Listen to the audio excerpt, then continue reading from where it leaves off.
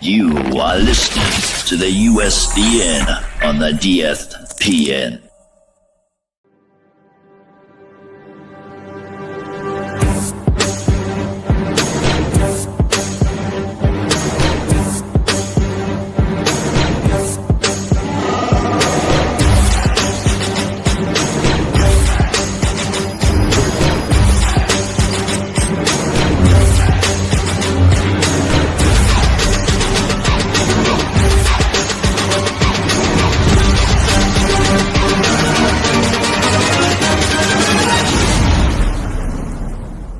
It's a trap!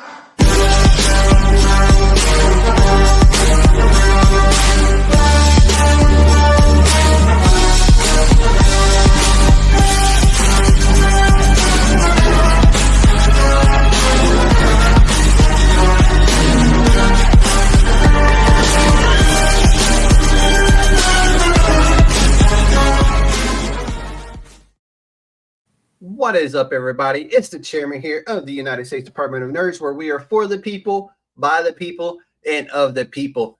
And sometimes in comic books, it's easy to spot the good guys. Red, white, and blue wrap tight around righteousness. But here in the real world, half the country would despise anyone who dressed up and tried to pretend to be Captain America. So what happens when a symbol of unity becomes a weapon of division? When the mantle of patriotism weighs heavier than the armor itself? Tonight on the USDN Podcast, we're talking with John Luzar. Nailed it. Writer of General Washington and the Liberty Tree, a Tom Clancy-style political thriller that asks, who owns America's symbol and who's allowed to wear them? It's a legacy of power, patriotism, and conflict, where an alien symbiont chooses its next host, and the burden of a divided nation falls on two men fighting for what's left of the American dream. John, welcome to the United States Department of Nerds. Thank you, Mr. Chairman. Good to be here. How was that intro for you? That is fantastic. Couldn't have put it better myself. That's the pitch of the comic.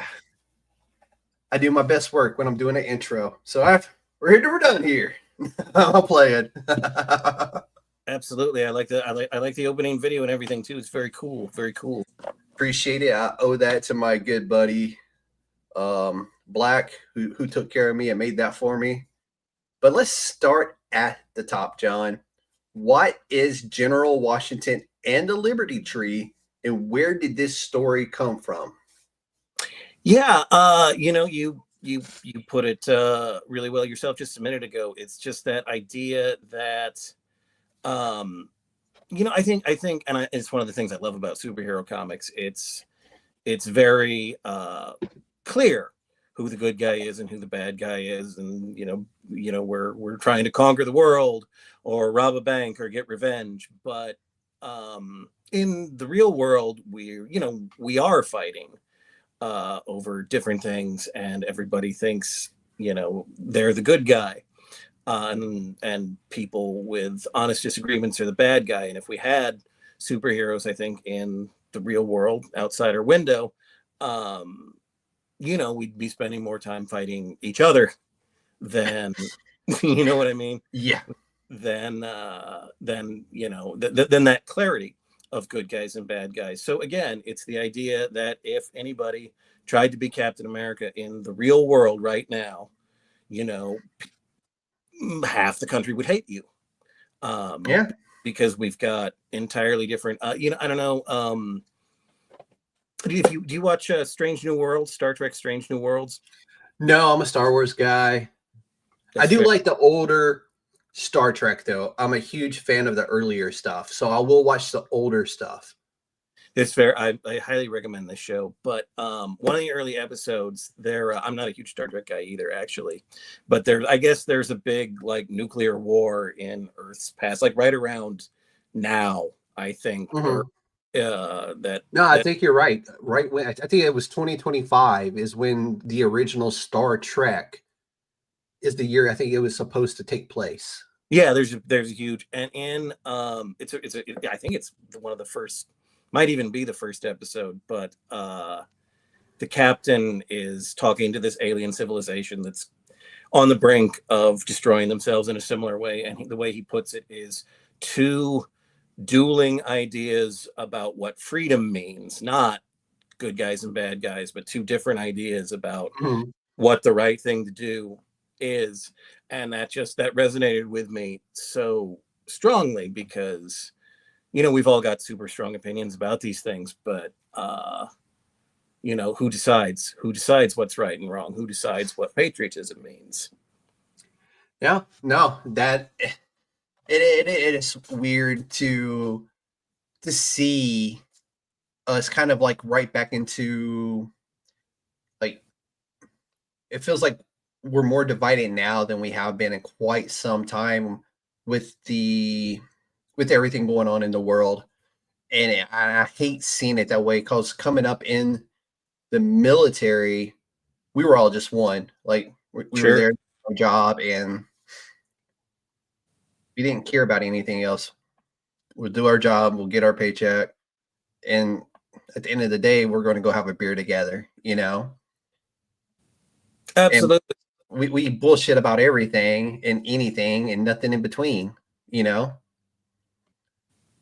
Yeah, no, that's definitely, and that's that's kind of one of the things that I want to explore with the book, and what it would be like to have to carry that weight.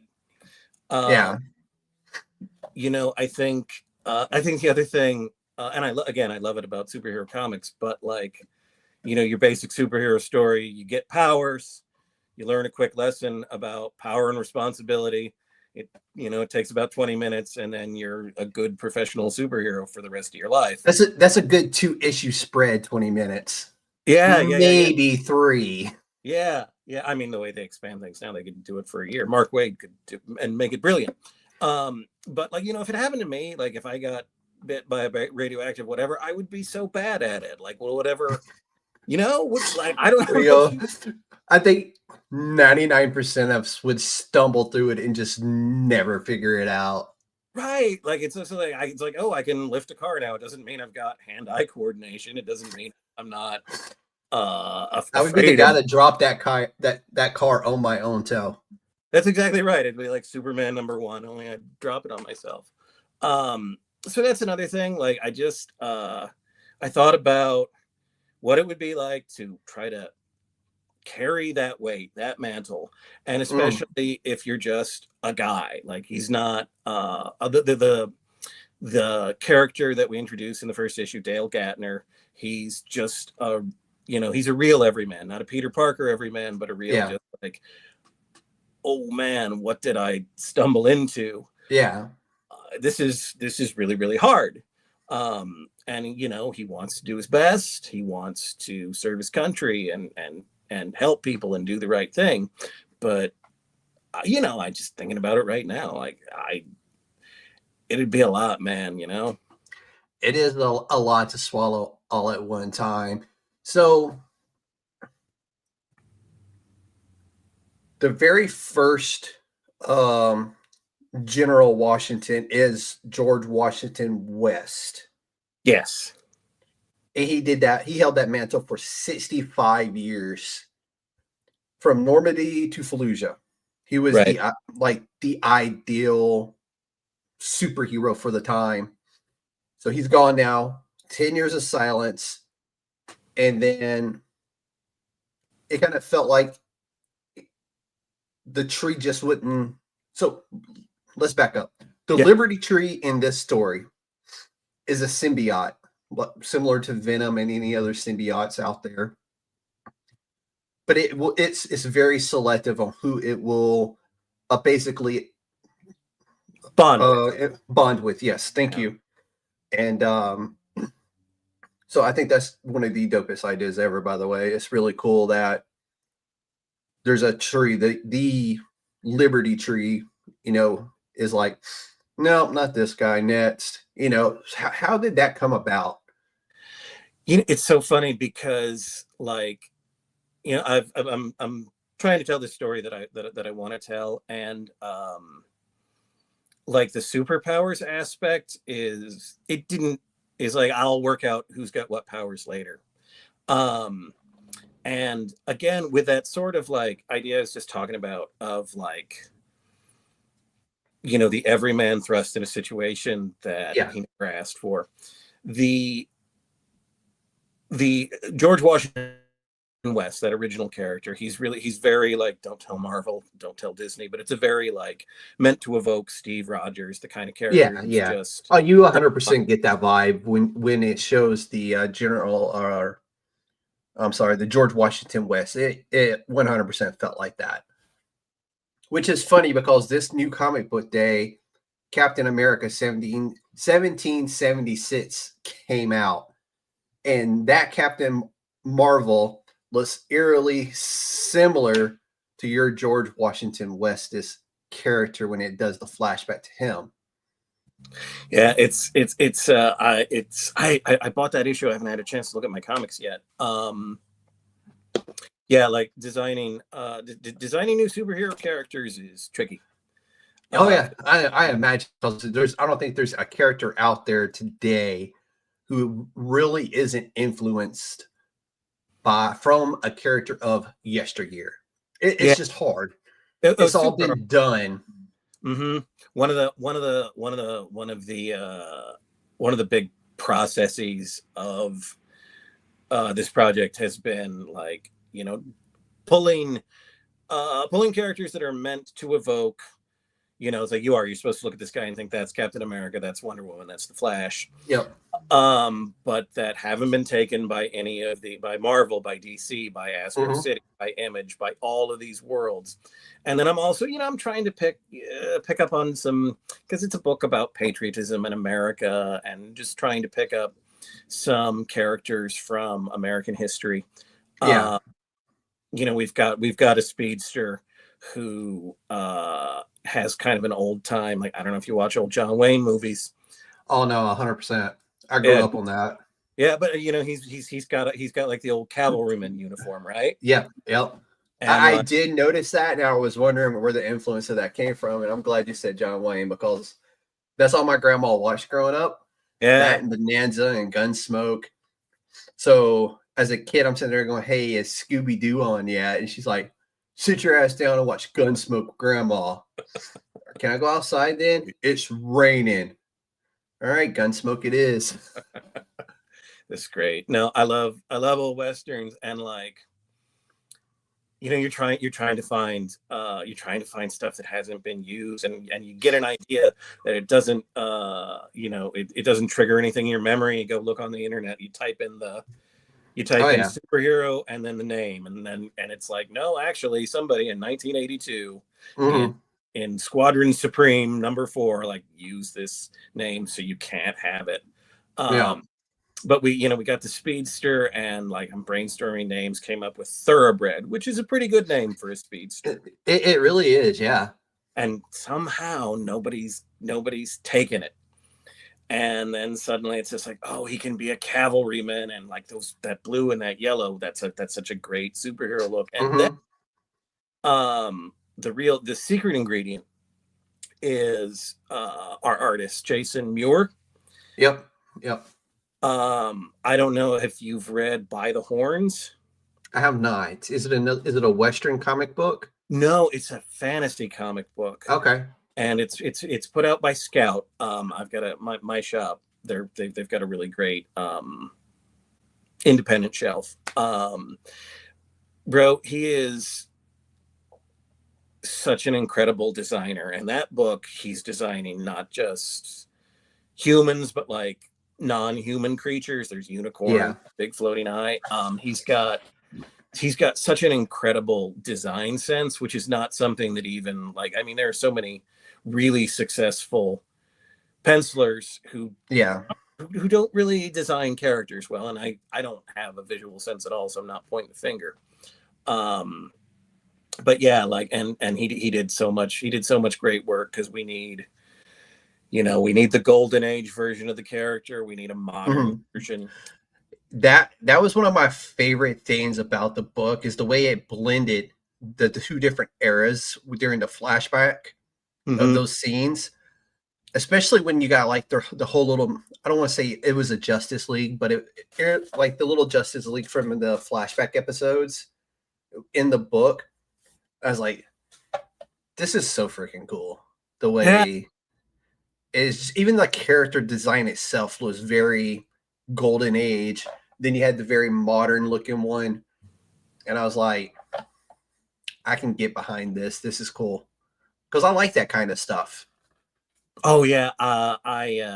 And the golden age wasn't that long ago, so Yeah. And it's like, I mean, I love that. Like, I mean, I got all this. I got all my merch and stuff, and like my friends always ask me, like, I don't. I love the movies, right? MCU, mm, and but like when it comes to stuff I want in my house on my shelf, I just love those old, like, official handbook of the Marvel Universe, yeah, right? Simple colors and designs. Like, I know it doesn't look real. It's not supposed to. It's a comic book, and like yeah. I love all the things that they've done in the movies to help you suspend disbelief and make it look real, like the leather and the body armor. But it's not where my heart is. No, yeah, it's hard, because I know a lot of people who still just prefer that era of comic book, the golden age. And Mm-hmm. here I am, like, I'm absolutely in love with the modern stuff, because during the modern age, we got a lot more independent comics, and they don't have to have the dirt that the Marvel universe or the DC universe has to have. They're not restrictive. Character over here on the indie comic can say fuck.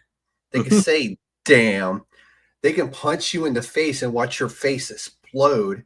And we're going to get a full page of your head exploding. You're not going to get that in Marvel and DC. You get a little bit in like the DC Dark or the old Vertigo lineup. You would get that kind of stuff, but it was literally labeled 18 plus adults on the old Vertigo stuff. So I've always found myself drawn more toward the independent scene of comic books.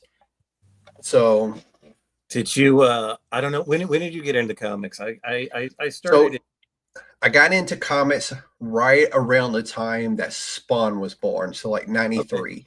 exact same time, and like, I had a buddy who had the old. I don't even remember what it was called. They've done so many of them, but it was a Marvel Universe role playing game, and like. Yeah.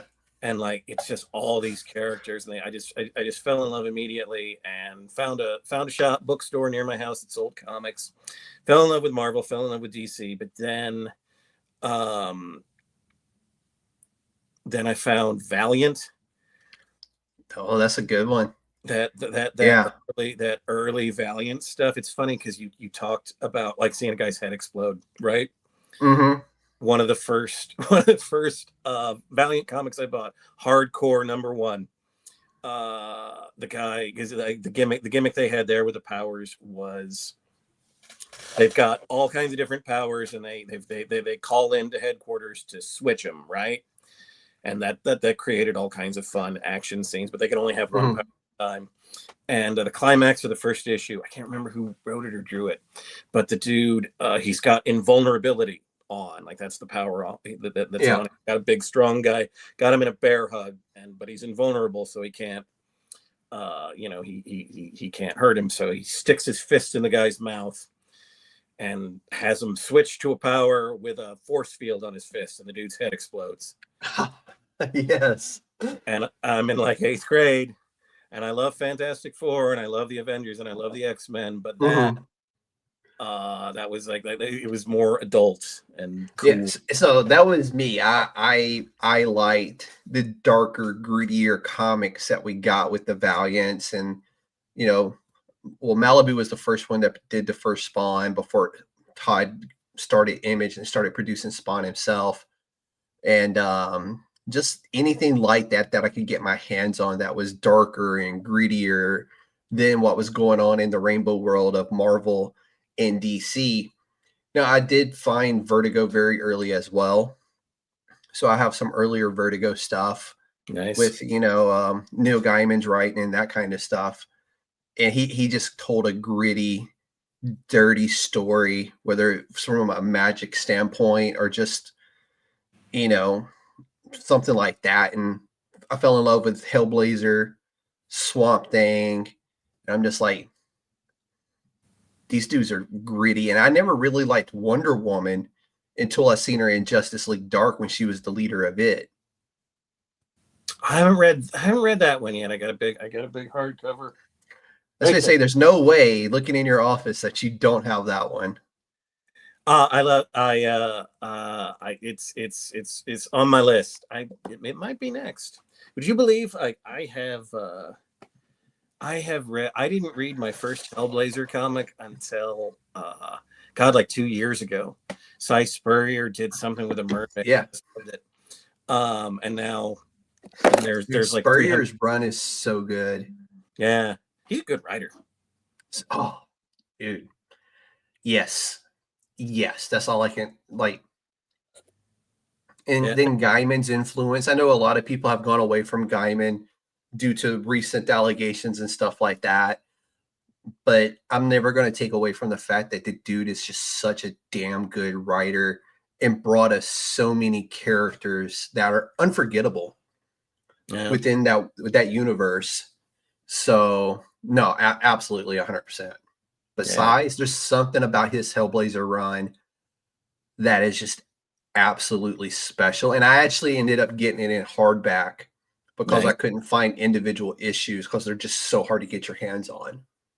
Yeah, I read because I still when I started making comics, I became more interested in independent stuff. He did a book called Alienated for Boom, I think. Mm-hmm.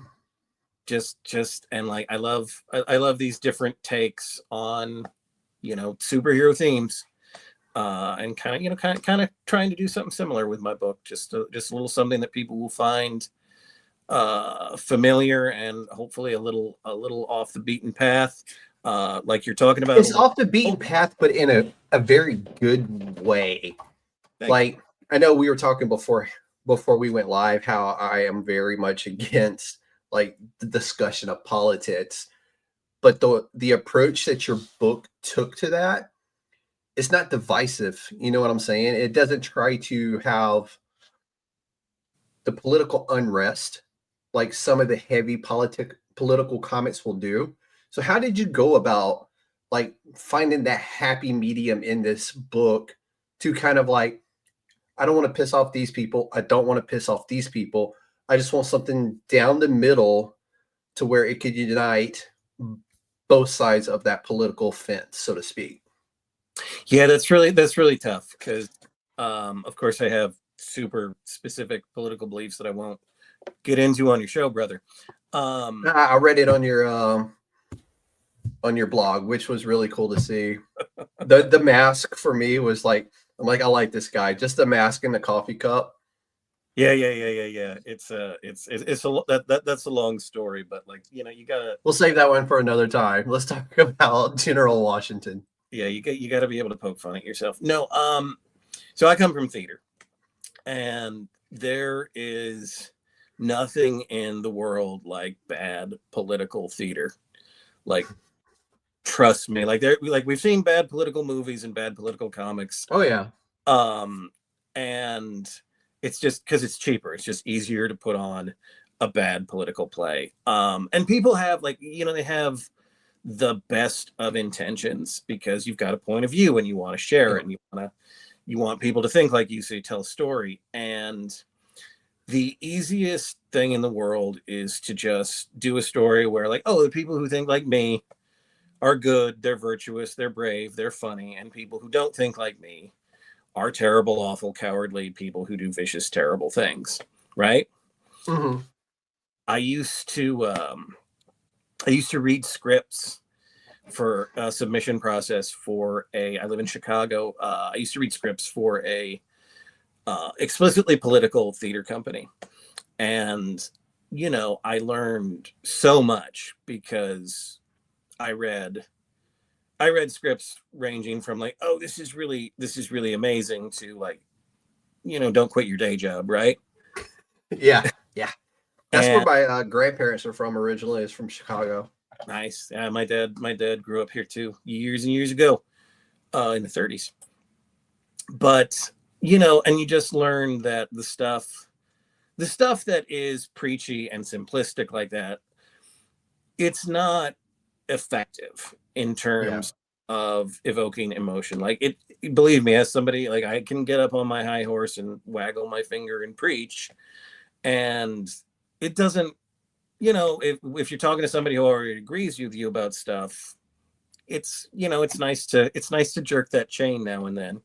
But for for the purposes of drama, for creating story, you need to be able to get inside the head of people who don't think like you and see where they're coming from, and not just villainize them, because that might, on a level, it feels good, but it doesn't contain a lot of truth. There aren't a lot of people who think like, I'm going out there to do something bad, right?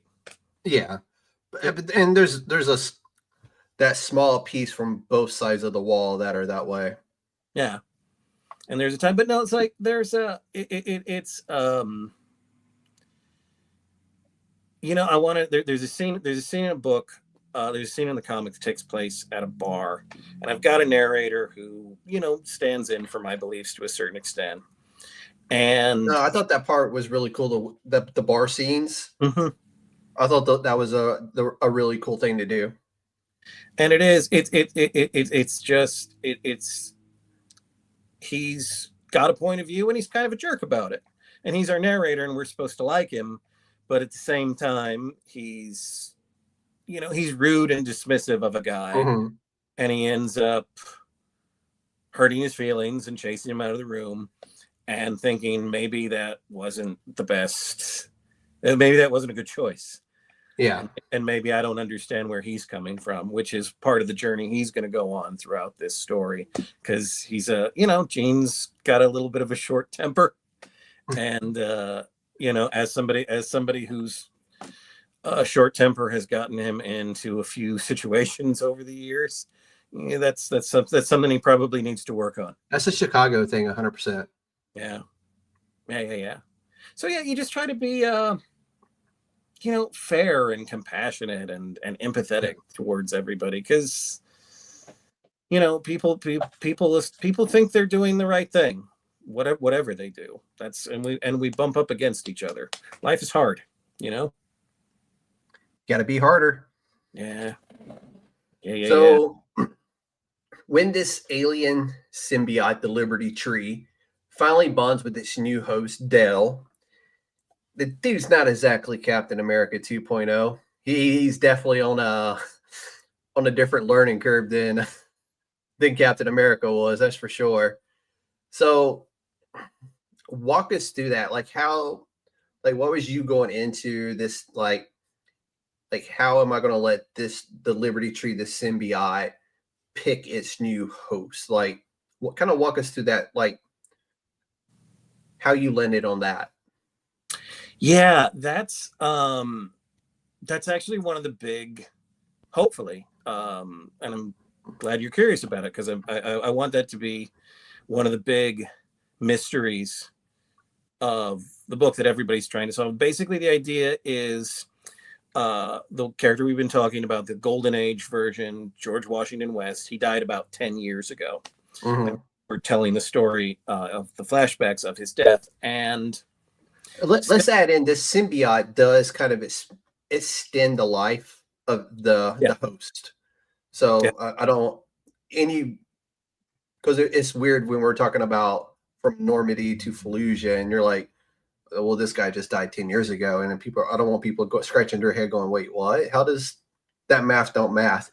The host, the Liberty Tree, when it picks its new host, it does extend the life of the host. Comic book science, man. Gotta love it. It's like bro science, but better. So much better. You get bit by a radioactive spider, you die. Yeah, no. So the idea is that when he dies, when the original dies about 10 years before the story takes place, the symbiont just won't bond with anybody else. Mm-hmm. And the government tries everything that they can think of. And as you can imagine, like, invests billions and billions of dollars just trying to get a new General Washington, get a new superhero. We wanted to do a world like, unlike a Marvel or a DC where there's just a limitless supply of superpowered beings. Mm-hmm. We really want like around 20 or 30 in the whole universe here, so that like the emergence of a new superhuman is just a major shift in the balance of power. Yeah, it's newsworthy. Absolutely. It's not like, oh, there's, Toast Man and he's got the power to toast and not the best example, but you get what I'm getting at. We get where you're going with it. Yeah. But can he butter the bread evenly is the important part of Toast Man. You need butter knife. You need butter knife man, and they're a team. I'll write that next. But so co-creator, we'll work out the rights. We're gonna need the writing credits on that one. Yeah. We'll divvy up the rights when we're off the air. So the idea is that it's been 10 years, and during that time, America hasn't had a superhero, and so we just feel vulnerable. We would, if we had a superhero for years and years and years, and suddenly, especially if every other major power player has their own. Yeah, like the idea, and we'll tell this story in future issues, like over the circumstances surrounding his death, the Justice League characters that we were talking about earlier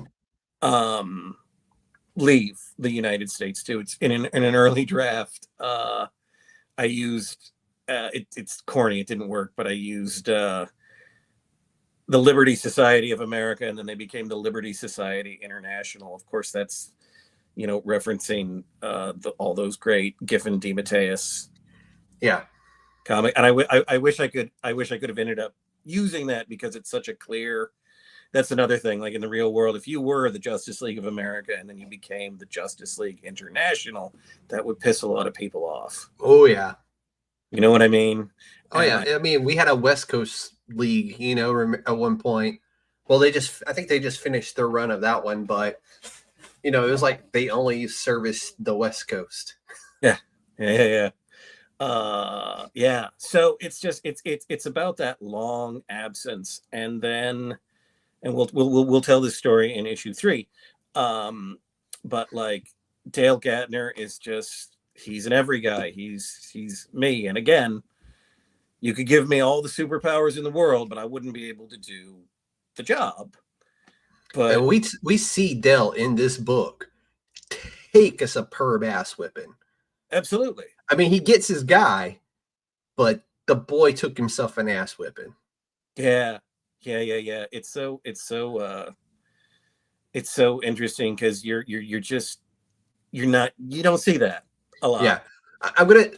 So when you see him like kind of like on they show the picture of him, his faces are all bloody and beat to shit. And he's just kind of like just trying.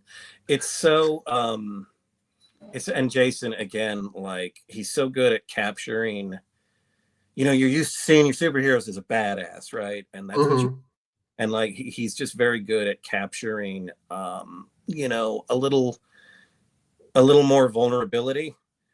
And I think seeing a little bit more fear in your superhero's eyes. You're not used to it. And again, like, if it was me, I'd like, it was reminiscent of Superbad. If you read that, like the actual comic book, the Vigilantes. I don't think I know that one. Oh, I think, was it Superbad? The one with the Vigilantes? I think that was it. I don't know. Well, I want to say it's from Image, but they made it into a movie. You think of Kick-Ass? Kick-Ass, that's it. I'm sorry. Yeah, Kick-Ass. Superbad has some of the same actors in it. You're right. It's Kick-Ass because it's got Nick Cage in it, and that's probably my favorite role Nick Cage has ever done. But very much that element of like this dude just takes a supreme ass whipping, but still gets his guy. Nice. Yeah. So, have you read that? I read that when it was. It's actually not bad, and the movie did a really good job of kind of bringing that to the screen. Yeah, so definitely wanted to check out later. On my list. Excuse me. So while we're thinking about this, or rather while I'm thinking about this, how did the Liberty Tree come about exactly? Because I don't remember it being touched on. Excuse me, I'm coughing. How did that come about? I just I'm telling a story about symbols. Mm-hmm. And I was thinking about the powers. And it's like that stuff didn't come as naturally to me. And I know that it's you know what it was. Once upon a time, and this was this was quite a while ago when I was working on this, and the story was different and going in a different place. I was like, this is going to be like a spiritual successor to Maximum Carnage. Have you read that? Oh yeah, yeah.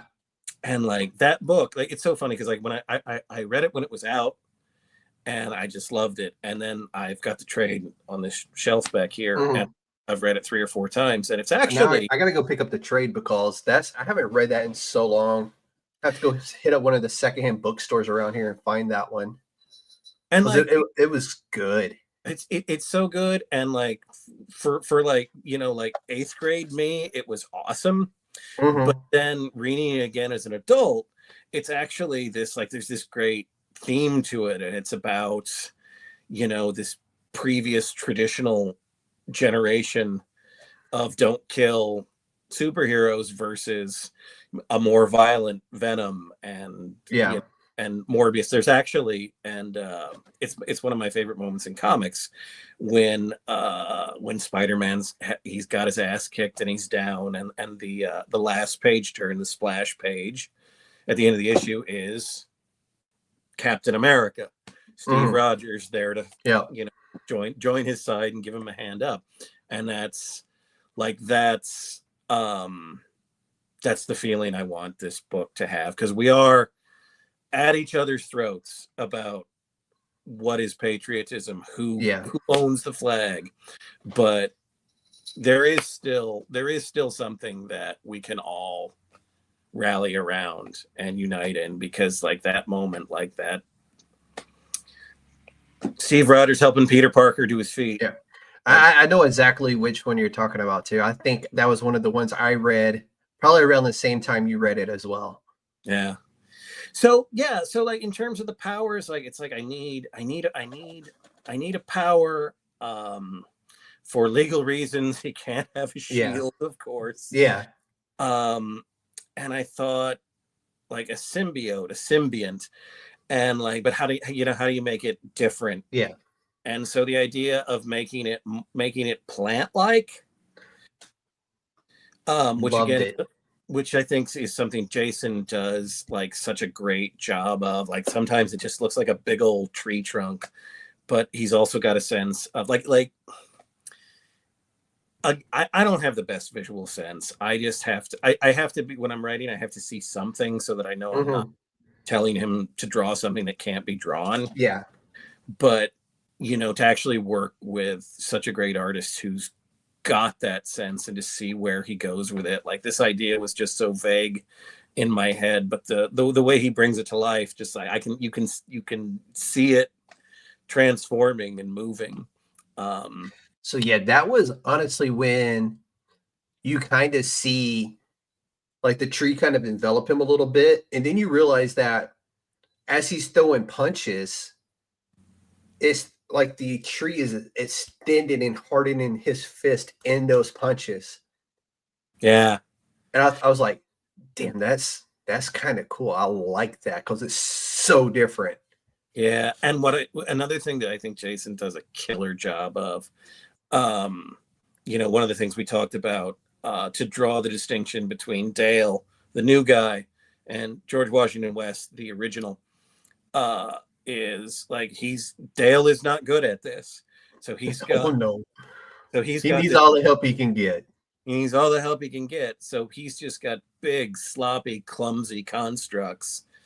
And there's a panel. A lot of this is on the Kickstarter page. So if anybody listening wants to check it out, this is in our preview art. Like the original guy, he can jump around the room and like whip it around like he's been doing it his whole life, which he has. But Dale is just, I've got a big hammer.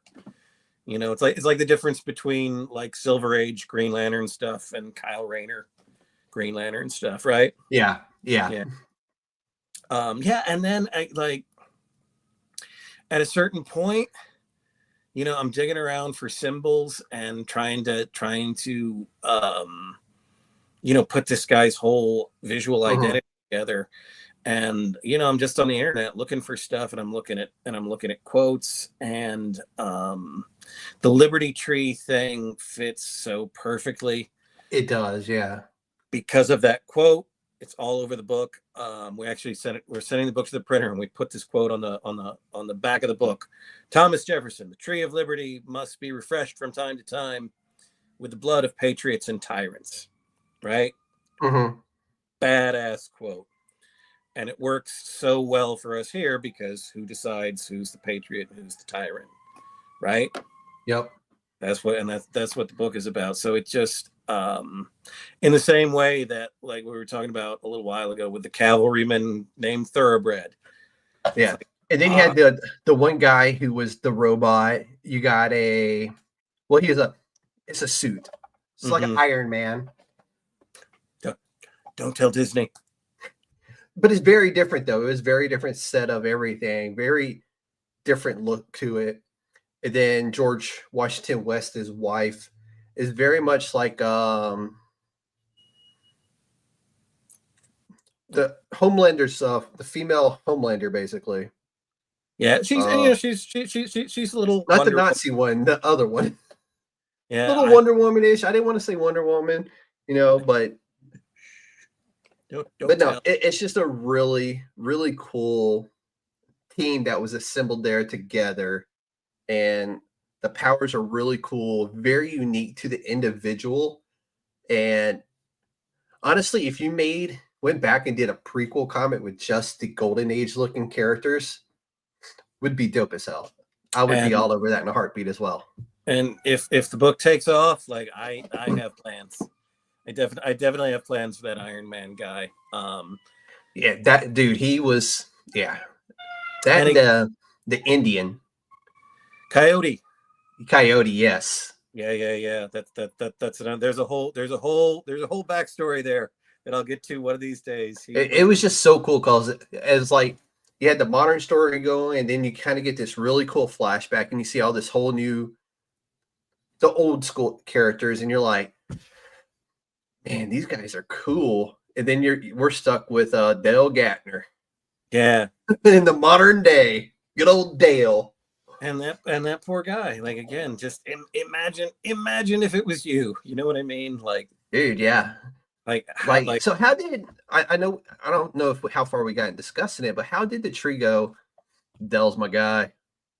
We're gonna tell that story. Slowly. Okay, so we won't touch it. I don't want you to give nothing away too soon.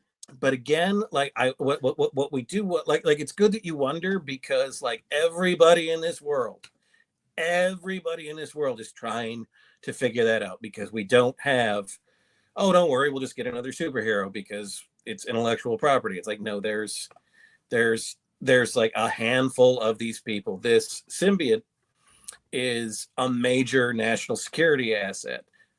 So yeah, where's the tree actually located in the book? Like within the world? It's in the custody of the United States government, and there's going to be conflict over that, because the character we discussed earlier, his wife, Marcia Ultrix.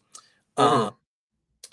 She thinks quite reasonably, I would argue, that as George West's heir, next Yeah. of kin, that it should go to her, but the United States government took possession of it, and like you don't want that. It's one of those things where this power is like absolutely bonkers to be in the hands of just a everyday Joe. Yeah. And Dell comes off as like, I don't know. I'm very off stretching this, but Dell was the drunk security guard who accidentally stumbled in, and the tree was like, Dell's my guy. He just was like, hey, come here, Dell. You're not super far off. I'm just throwing it out, dude, because that, like, in my head, that's all I can see is like Dell was the night security guard. He was still a little bit nippy from the night before, and he comes in, and the tree's like, Dell, that's my guy right there. And like, why? It doesn't. It's Nothing special about Dell. He's got 2 divorces and 3 kids. That's right. And and he works hard, but yeah, man. And imagine if you're working for the government, and we'll see some of this coming up, because they want, I was like, they want to put it on on the best of the best, like the elite military guys, but the tree is like, nah. Nothing works. I had a scene that I haven't actually been able to work into the story anywhere. It's actually one of the first scenes that came to me, just the notion of sitting down with the guy we talked about earlier, Gene Fuller. He's our narrator, and he's like a Rick Jones figure, kind of grown up and grown old, like wanted to be a teen sidekick in the and now he's like an older guy and sort of the self-appointed guardian of the General Washington legacy, right? And like just sitting down in a room with Dale and another character who will pop up a little later, and just trying anything in the world to like what could explain this, like George liked pancakes. Do you like pancakes? No. Do you like James Taylor? I like James Taylor. I like James. Maybe it's James Taylor. You know what I mean? Yeah. Like it's a mystery, and trying to figure out what makes the symbiont choose is something that the characters will be just. Is that something you will touch on later in another issue on how kind of like the symbiote's thinking on like how he wants to do this, or what his thoughts are into why he picks who he picks to be his host? I mean, I know exactly where it's going. Yeah. Okay. Cool. No, it's one of those where I love the way you did it, because you kind of gave us where we're at today. But by the time you get to the end of it, I'm like, I have so many questions. Good. Well, hopefully enough. Which means you did your job. So hopefully enough to make you want to buy issue 2. Oh no, absolutely. Yeah, Absolutely. That's so let's talk about this powerhouse team that you assembled to bring this book to life. So we have Jason Muir on art, Arthur Hesley on colors, Mika Myers on letters, Sean Manning did your editing, and then Kelly Williams is also doing an alternate cover for this book. And Mika Myers letters for quite a few companies, because that name is very familiar. Yeah, he's he's an indie comics powerhouse. He does Zenscope. Yeah, I found him. He was looking for work on Twitter. Yeah. I click. I think it's Portfolio Day hashtag. And Yeah, and then Sean, I suggested him when we were looking for a letter. Sean Manning, our editor, I brought up, it's like, oh, I saw this guy online, and Sean went, oh, he's great, and we Yeah. When I seen his name, I was like, I'm pretty sure I know who that is. I'm pretty sure I probably have 30 or 40 books lettered by him. yeah, I wouldn't be surprised. He works a lot, and I'm like I said, I came from theater, right, and God bless all of these collaborators for bearing with me, because this is the visual storytelling of comics. Like it hasn't come naturally to me. Mm-hmm. And like if you look at the first couple of books I've made, that would absolutely prove it. Yeah, I have those written down here to talk about those a little bit too. Yeah. So I'm just very lucky to be working with people who can help me out in that aspect. And Well, you know what they say, right? Surround yourself with people smarter than you. And that's most people. 100%. 100% the best. All the best leaders will surround themselves with people smarter than themselves. Yeah, I mean, like there's just like I love trying this new thing and learning new stuff. It's my favorite. But there's a lot I don't know. Just one example, when I'm establishing like some of the antagonists, right? Mm-hmm. And I wanted to establish that some of the younger guys were like doing a more like they're Confederacy themed bad guys, right? Yeah, they're domestic terrorists. They're domestic terrorists. And I wanted to establish that like these new younger guys, that they were initially like corny 60s. Like if you ever read like old Marvel comics, like stuff like the Sons of the Serpent, it's wonderful, admirable stuff, with a little social justice cause in it, but it's also kind of corny. Like, we're racist and we dress up like snakes. Absolute Batman yearly just literally burned an entire house full of these people to the ground. Yeah, it's very, very controversial. I mean, and the Absolute Batman is an absolute freaking unit to begin with. So absolutely. That's Daniel Warren Johnson, right? Oh yeah, DWJ, dude.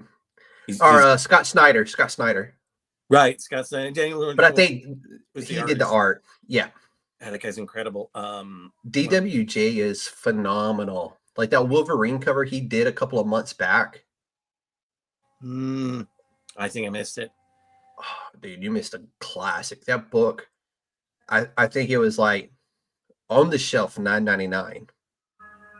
Like you weren't paying less. It might have been more.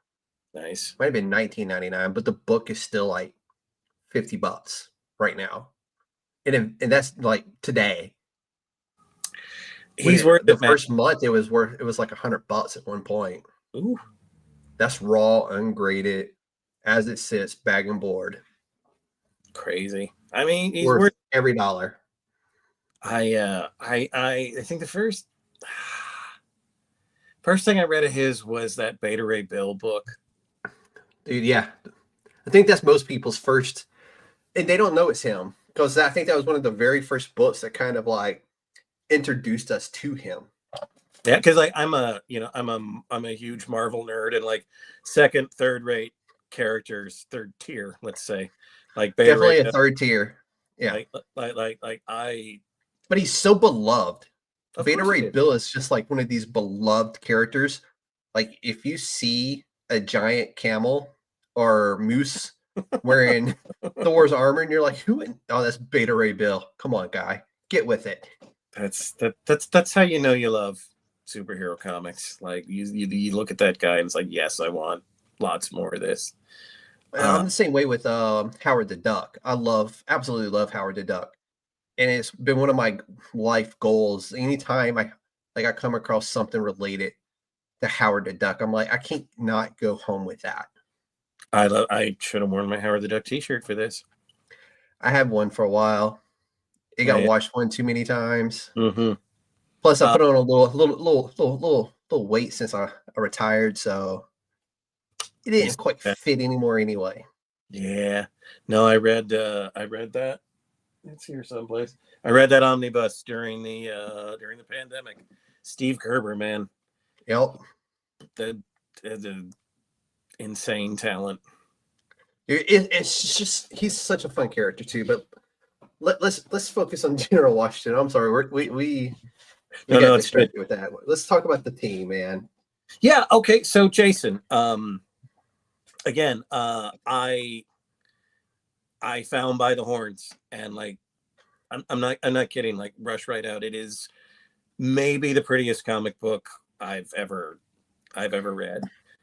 You nailed it, and he's so good at both styles, the modern, the golden. He done a very good job of combining those.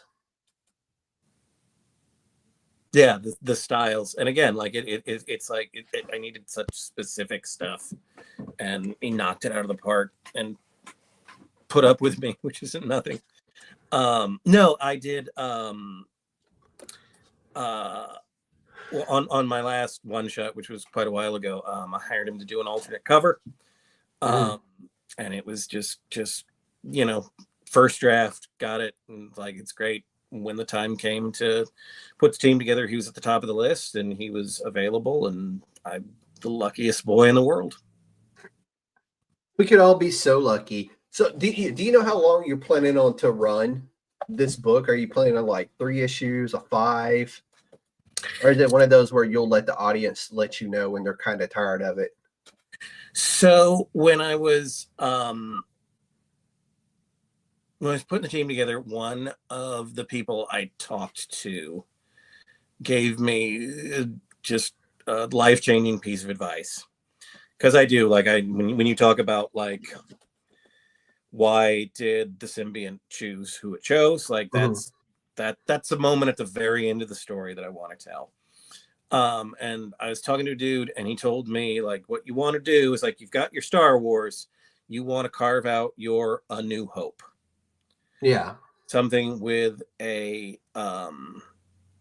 beginning, a middle, and an end that you can start with, because nobody knows who I am.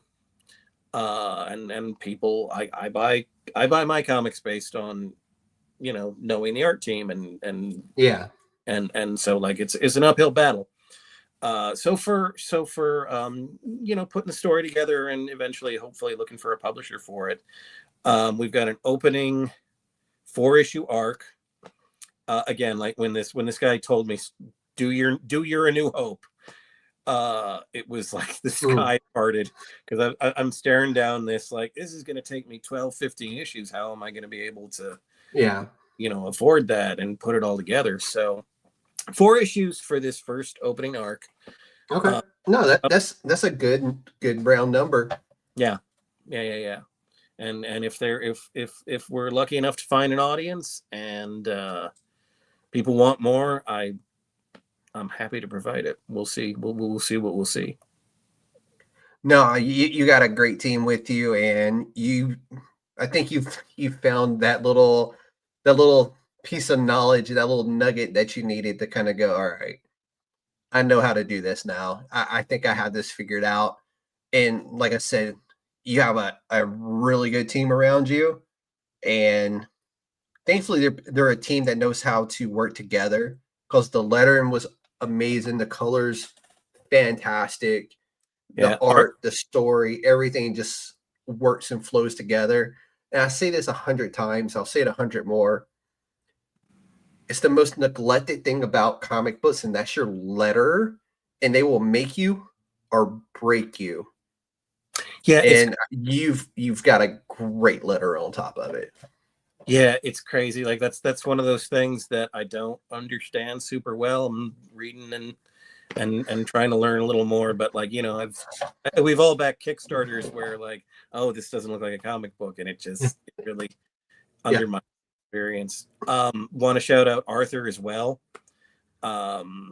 Came recommended by a writer that I know, and like again, by the horns, which I keep bringing up. Get it? It's so it's beautiful, but it's brightly colored, like super bright, and like that's just not quite right for this book.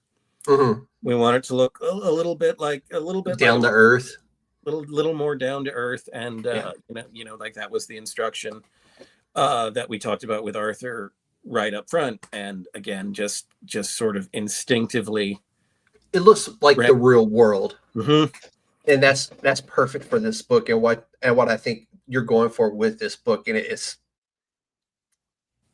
I absolutely loved it. It fit, everything fit together, like, and like we talked earlier, like this book could have easily like done this and divided people.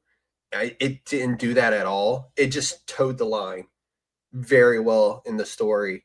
So, and that's one of those things where I can greatly appreciate, because it's hard to do, because you have a certain belief system, and oftentimes when you're reading a comic book, that bleeds through, and you can tell kind of where the author or the writer of the story is kind of like, I know what way he goes, and you did not do that. And I can't imagine like you just sitting there going, damn, and then your editor going, hey dude, did you really mean it to say like that?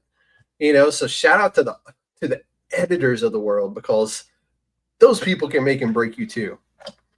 Yeah, and Sean is fantastic. Keeps good eye on me and on everybody. Helped us out. Sean helped us find Kelly Williams for the alternate cover, who is wonderful and just has that, he does a lot of horror stuff.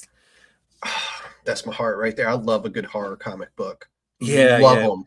Yeah. And like, in that alternate cover, which is selling really well for us, check it out on Kickstarter. It's a little bloodier than the main book, a little dirtier. And I think that's my favorite type right there. Yeah. That's why I'm such a huge fan of these types of books, of Kickstarters and the indies, man. Yeah. Just, you want it dirty, you want it gritty, you want it to say fuck 4, 5, 6 times, go for it, because you can do it and get away with it. Yeah, that's right. It's no accountable to no one but myself. Exactly. And I had read it, just saying fuck that many times reminded me of a comic book I had read not that long ago. It's like the main character of the comic book, like every time something would happen, you could see him just go. It was just the way the art was done, and just the way the lettering was done of that book. It was just, it made it funny in a more serious book, where he was just kind of like, every 2 to 3 page on like a random panel, he's just like, you're like, yes. I know that feeling. Oh, we all do. I have to pause and do that a few times a day.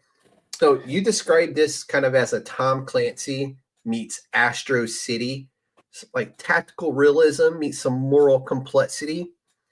How did you keep the story grounded outside of, we know you have a really strong editor. How did you, while still, you still managed to hit this cosmic superhero scale? And like, how did you keep all that like together, Well, I try to lean on that theater background. One of the I used to be an actor, not a very good one. But the job is to get inside everybody's head and just put yourself in the situation and look at it from everybody's point of view. And really, you just have to really spend time, because again, the first temptation, the easy road is like, you're just a piece of shit, so I'm gonna make you a piece of shit. Yeah. But you gotta spend some time singing like, no, like what actually is it like to be this person right now. So like all that's part of my writing process every time. Just you do it from one character's point of view and write out what they do, and then you switch hats, which is tricky sometimes. Yeah. But then you see like, okay, well that's what this guy says. Well, what's it like to hear that? What's it like to be on the receiving of that? I always, I start with myself. Like, how does that that which is an old acting trick, the place. And I had a great acting teacher, and she would always, if you were struggling with a moment, she would always ground you by saying, how does this make you, not the character, you, John Luzar, the actor, how does this make you feel right now? Yeah. And you just answer that question for yourself. Great advice. Oh, it's so like it's so simple. Yeah. But and sometimes it's just about keeping it simple. Yeah, definitely. So that's what I try to do. Hopefully it works. So you're running this campaign through Resistance Comics. Is that like your personal brand, or is that like somebody you just have with you? Like, or is that your brand? Yeah, I mean it's my brand, to the extent that it's a brand. Well, I mean, I can say the same thing about USDN. That's why there's a chairman, because I can't do this forever. And if my name's associated with something, they're like, oh, that's so-and-so's. But if it's the chairman, then the name the chairman can be passed to the next generation of the United States Department of Nerds. So that's why it's a brand, right? So you can pass the Resistance Comics to somebody else if you ever decided that's something that you wanted to do. And if anybody wants it. Talking about teams, I want to put in another plug. No, please. The dude who created the Resistance Comics logo and has created, which Facebook and Instagram both whited out. Yeah, I saw that. I don't know. It's a weird, like, that graphic that I'm sorry. And I can see why they tried to do that, but I'm at the same time I'm kind of like, I see it, but I don't see what they're trying to do. Because it doesn't really annotate anything. It's just I don't like a random logo, I don't understand why anybody does anything, brother. Yeah. But the guy who did that logo for us, and the guy who did the cover logo for this book and the other books on the Kickstarter, his name is Winston Gambro. He makes comics of his own too, but really top-notch logo designer. Yeah. If anybody at home listening needs one, plug away, dude. Gambro, very, very, very, very cool guy, and very good at his job. I like it. I will never get mad at somebody plugging somebody who helped get them to where they are today. So we started going down this road. Not your first rodeo. You've done Marguerite versus the Occupation, and you've also done Odd Yarns. Yeah. So how did you kind of take those two projects and took what you learned from those two and kind of applied it to, General Washington and the Liberty Tree? And honestly, I seen, what was it? I'm sorry. Marguerite versus the Occupation looks so fun. Like, just such a cool looking comic book, by the way. Yeah. And it was Casey Cavedo, another great artist who was wonderful in that book. So the truth of the matter is, like I was talking about a little while ago, about how visual storytelling doesn't naturally to me. The first two comics I made and kickstarted are, they're not for sale on this Kickstarter because they're not that good. And coming from theater, I'm a words first kind of guy, and that's not really what comics are about. I used to do, when I wanted to try doing this, I took classes online at Comics Experience and and I made a couple of books, and I was talking with him and getting some advice, and he told me, because I've had this idea, General Washington, in different forms for a long time. Mhm. And he just kind of told me point blank that I wasn't quite ready because I didn't I just didn't have my head wrapped around the It's vision. very humbling, but sometimes that humbling is what you need to kind of take that step back and refocus and then go forward. I mean, it wouldn't have done me any good to do this project before I knew enough about the medium to do Yeah. it right. And if I invested all the time and money in it, and it was still a pretty long and at Mhm. times daunting process. Yeah. But so Marguerite was just like, the goal was to just it's like one big action scene. The Mhm. gimmick is it's the end, towards the end of World War II, and there's a young French girl, Marguerite, and she's coming home to the house she abandoned during the occupation to because she wants to be there when it's liberated by the advancing Allied army. House up on the top of the hill, right where she grew up. And when she gets there, she sees, because it's on top of the hill, there's a German machine gun nest Yep. Still occupied. still occupied, and it's in her bedroom. And so she has to do something about that, and that's what the comic is about. It looked fun. I'm not gonna lie. I'll send you a copy, man. I'm real proud of it. Real proud of it. Talking about the team. It's funny. I the colorist I worked with on that, her name is Laurel Dundee, and you should look her up because like she Okay.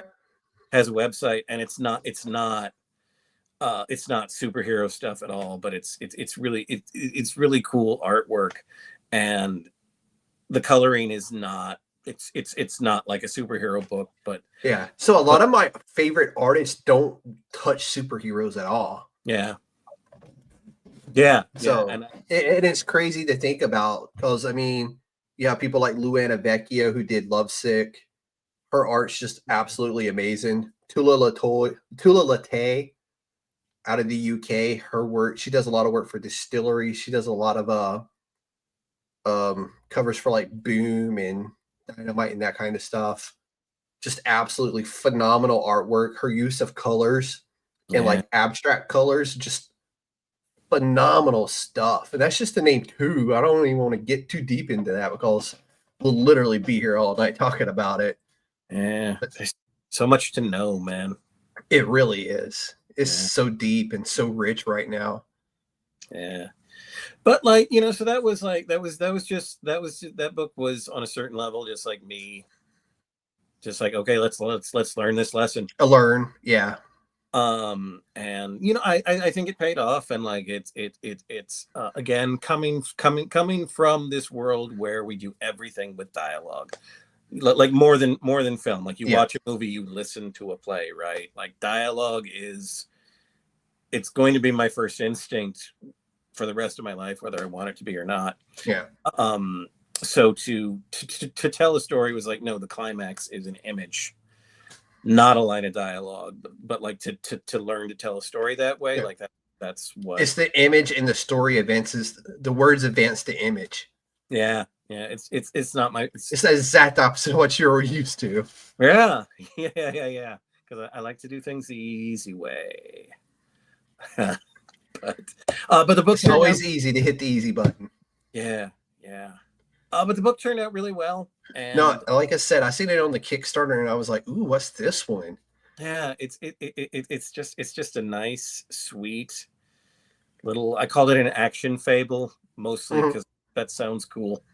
No, it really is. I like that. Yeah. Somebody asked me about that in an interview, like, why did you call it an action fable? And I'm like, because it sounded cool. Doesn't it though? Plus I always wanted to tell like World War II stories. I love that stuff. John Wayne Dude, movie. you know what would be really cool? It's just a book about that kind of stuff, like those little action fables, so to speak, about that time frame, and just shoved together where it's like 5, 6, 7 different stories of just like 2 or 3 page stories, and it's just like little little stories like that where you have this girl's like, they're in my home. Oh no. We gonna fix this. Yeah. And you see this young teenage girl, going up against the Nazi occupation of her home. Yeah. Somebody out there, we need that in our lives. Absolutely. I'll make more as soon as I have the time. No, that would be really dope. Yeah, it's a beautiful comic. It's available as an add-on and a rewards tier on this Kickstarter. Highly recommend you check it. I'm super proud of that one. I'm glad you brought that up because that's where we're at in the interview, my friend. So let's talk about the Kickstarter. We have the book, have the digital book, you have the alternate cover. What else can people expect in the Kickstarter? For right now, like I'm just focused on the books. I would love to do merch someday. For right now, I'm just like I'm at the stage of building the readership one reader at a time. Yeah, get your audience. Yeah. So the most popular tier has been Kelly's alternate cover. And then you can get Marguerite versus the Occupation, which we just talked about, and the other one shot called Odd Yarns, which would look really unique too. But it looked more of a fun story. But I'm not sure. Tell us a little bit about that one before we drag too far along. Yeah, that one was. I don't know if you see. He does a lot of indie stuff. He's done Kickstarter for Lane Lloyd. I'm not off the top of my head. I'll have to look him up. Lane is neat. Has a really great kind of Kirby, kind of cartoony, like dark humor style. And again, like Scotty Young. Yeah, kind of. And I was I was online, and Lane was looking for work, and sometimes is another thing doing theater. We do these little festivals, like just make something as quick as you can. Write a play in 24 hours and we'll rehearse it in 24 hours and we'll put it up, kind of thing. So I just thought, like, what if I take this artist up on their availability and make a comic? And I thought the art style would be good to pair with Silver Age superheroics. Yeah. So the idea I came up with was to do a tribute to the old Marvel Strange Tales books. Those were so good. Do you remember when? Because you get into comics in the 90s, right? And it's cool and it's awesome, and you get interested enough to start looking backwards a little bit. Yeah. And Kirby is cool and it's awesome, and you find all this good stuff, and then you find Strange Tales. Yeah.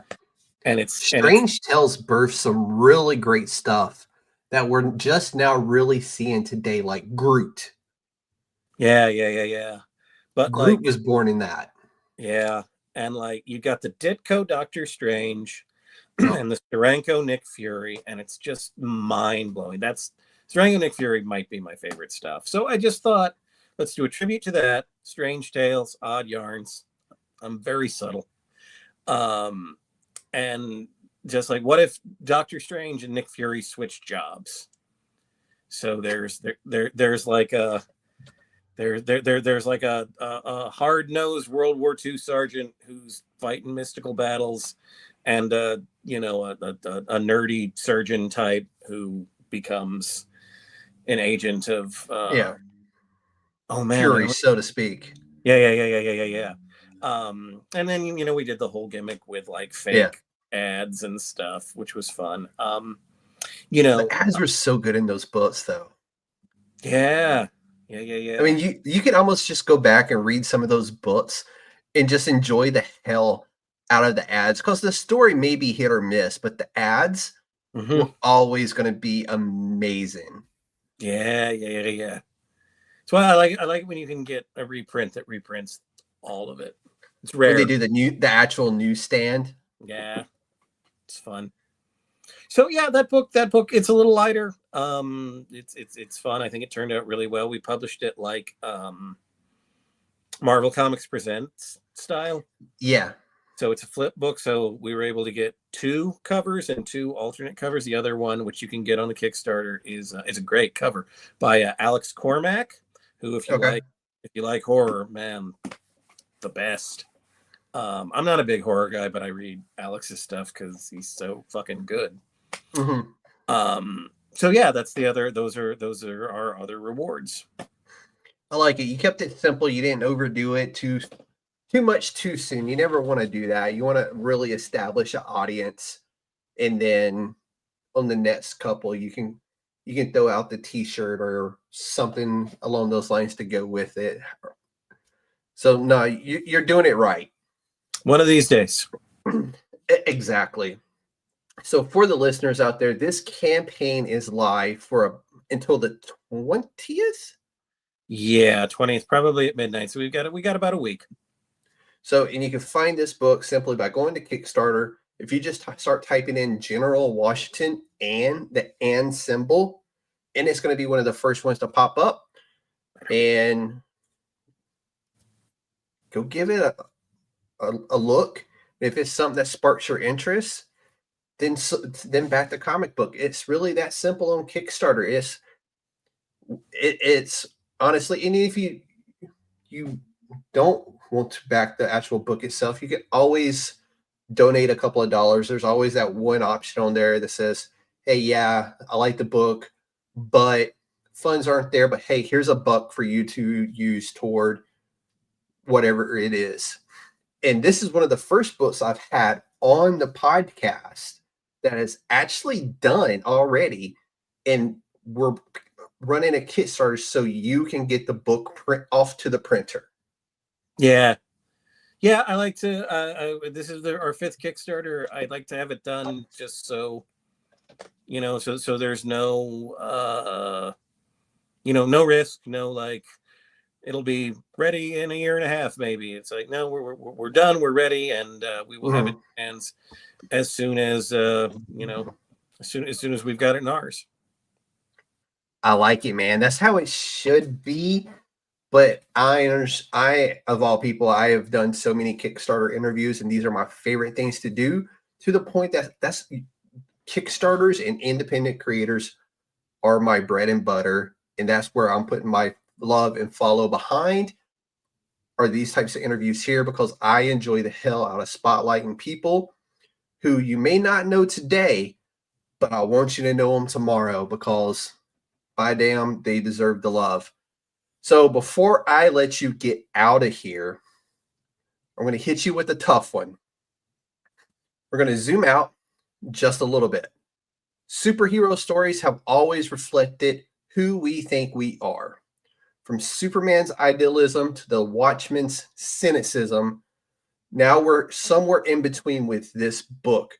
Where does General Washington and the Liberty Tree fit into that evolution? I think you hit it right on the nose. Like, I'm shooting for something in the middle.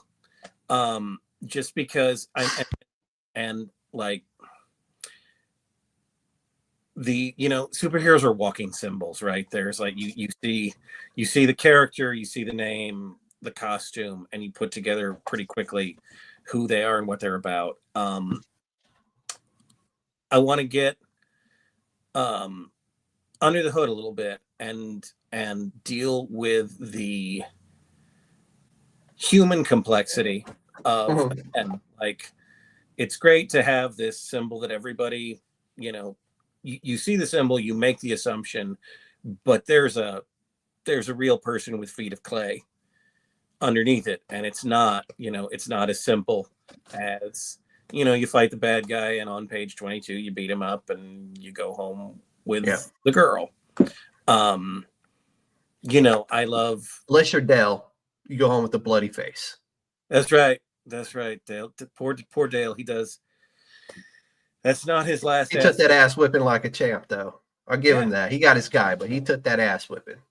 Yeah, and then he's got to decide, like, do I want to do this again? There's nobody else to do it.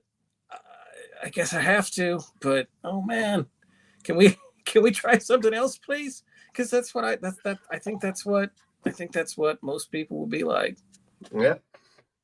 Yeah. So I'm not,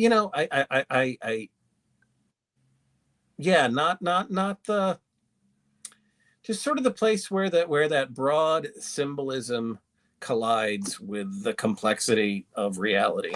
Complexity is, that's where the interesting stuff is at. Mm-hmm. Oh, absolutely. Absolutely. All right, John, before I let you get out of here, tell everybody where they can find you. I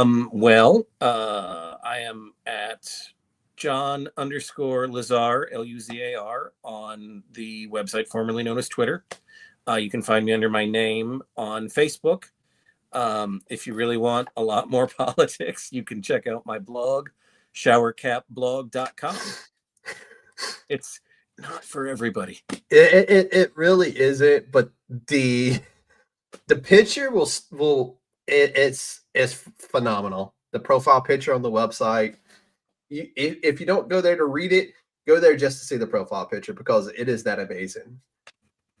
I agree. All right, John. So, all right, everybody. That's all the time we have for tonight. John, you've been amazing. What's coming up next for me on the 15th? I'll be back here with Giuseppe. He is the artist who did Shock-Headed Peter Volume 1 and Volume 2. And I can almost guarantee you he's going to do Volume 3. He'll be joining us right here on the 15th, fresh as a daisy in Italy, because he will be up all day and I will just have been waking up. So you can expect that one at 10 a.m. I believe it was, let me check again. Yep, we're going 10 a.m. Eastern time, which is 4 p.m. in Italy. So he will probably be waking up from his fiesta. Or siesta, I should say. Yeah, one or the other. And then after that, I think we're going to have Bloodline Comic Zone with Carmela on the 18th. I'm still waiting for them to confirm that date.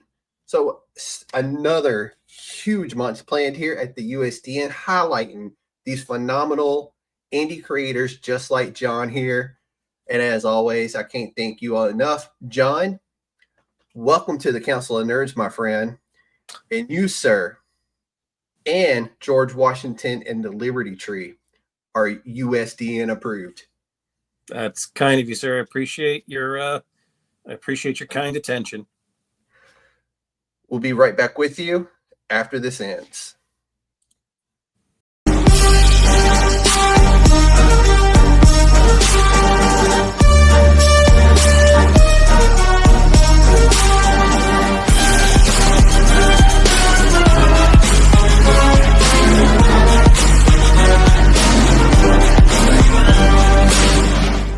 It's a trap!